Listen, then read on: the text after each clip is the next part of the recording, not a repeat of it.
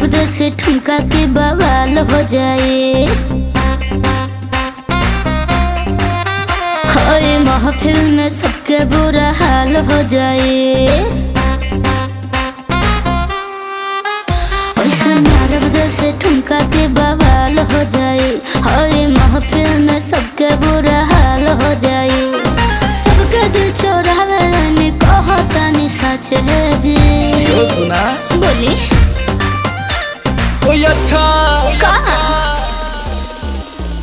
कोई अच्छा सॉन्ग बजा दे बेबी नाचेगी। अच्छा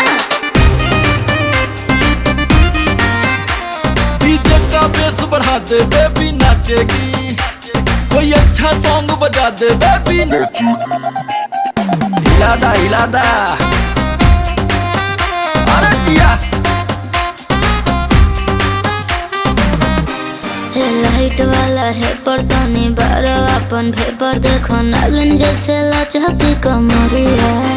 अरे मारे लाइटिया मुँह पे उजियार हो जाए।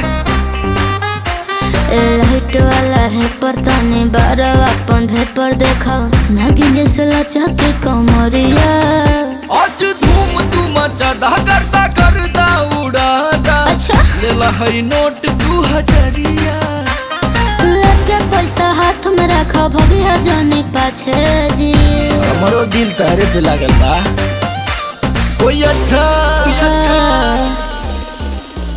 कोई अच्छा सॉन्ग बजा दे बेबी नाचेगी। अरे वाह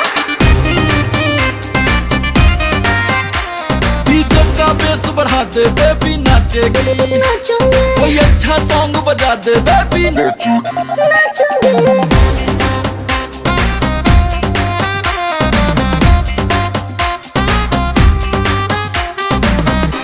के शुभम समर लचकावा कमर आवो संगे नाच पार पारे।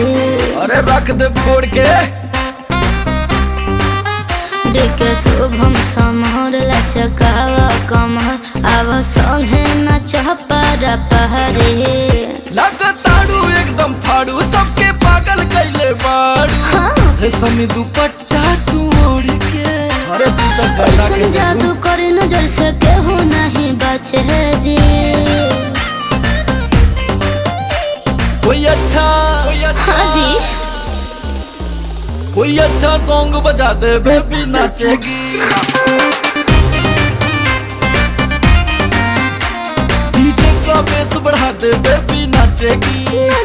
कोई अच्छा सॉन्ग बजा दे बेबी नाचेगी। नाच पगली नाच।